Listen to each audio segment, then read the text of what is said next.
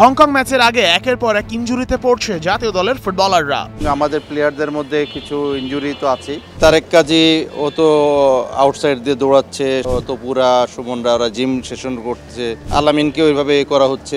হামজা সুমিত আসার আগে প্র্যাকটিস সেশনের শিডিউল টাইমও ঠিক করতে পারছেন না কোচ কাবরেরা।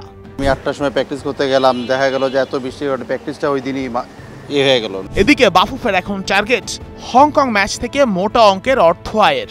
এর জন্য আটঘাট বেঁধে নেমেছে মার্কেটিং কমিটি। আমরা মনে করি মার্কেটিং পার্সপেক্টিভ থেকে আমাদের আলহামদুলিল্লাহ we are in a very good position. আমাদের ইচ্ছা হচ্ছে প্রতি ম্যাচ বাই ম্যাচ আমরা আমাদের ভ্যালুয়েশনটাকে ইনক্রিজ করব, এটা হচ্ছে আমাদের প্ল্যান। সো আমাদের প্রথমে যদি সে ফর এক্সাম্পল এক্স হয়, এবার আমরা চিন্তা করবো X+1, পরে খেলাতে X+1+2। সো ডেফিনেটলি আমাদের টার্গেট হবে সেটাকে বৃদ্ধি করা।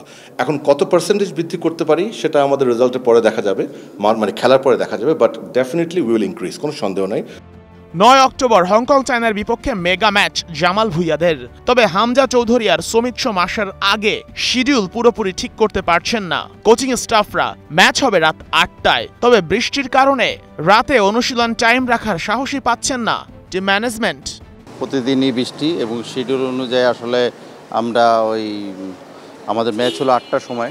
8টার সময় যে ট্রেনিং করব সেই সময় দেখা যায়, অনেক সময় দেখা যাচ্ছে যে ওই সময়টা আবার বৃষ্টি দিয়ে হচ্ছে। তো কোনো কারণে যদি মনে করেন যে আমি 8টার সময় প্র্যাকটিস করতে গেলাম, দেখা গেল যে এত বৃষ্টি, প্র্যাকটিসটা ওই দিনই হয়ে গেল। তো সেজন্য আগে থেকে বিকেলটাকে চুজ করে নিয়ে আগাচ্ছি। ম্যাচের আগে স্টেডিয়ামের অবস্থা কেমন সেটাও পর্যবেক্ষণ করছে বাফুফে কর্তারা। সিঙ্গাপুর ম্যাচে যে ভুলগুলো হয়েছিল তার আর পুনরাবৃত্তি করতে চায় না ফুটবল ফেডারেশন।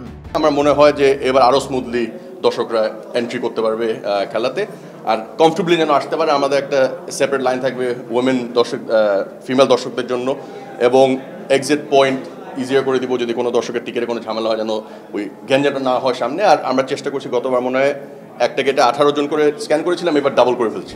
ম্যাচ শুরুর আগে জাতীয় স্টেডিয়ামে থাকবে মেগা আয়োজন। অ্যাভয়েড রাফা সহ 3টা ব্যান্ড পারফর্ম করবে মাঠে। প্রি কনসার্টের মধ্যে আমরা কয়েকজনকে রেখেছি, তার মধ্যে আমি একটি নাম বলতে পারবো যে এখন পর্যন্ত আমরা রাফা কনফার্ম হয়েছে, সে এখানে পারফরমেন্স করবে এবং তার সাথে কিছু ড্যান্সের আমরা প্ল্যানিং করছি।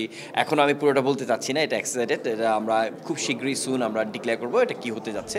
হংকং ম্যাচের আগে মাঠ ও মাঠের বাইরে চলছে নানা প্রস্তুতি, কিন্তু শেষ পর্যন্ত ম্যাচে প্রত্যাশা মেটাতে পারবে তো হাভিয়ের কাবরেরার শিষ্যরা? Sheikh Ashik, Star News, Dhaka.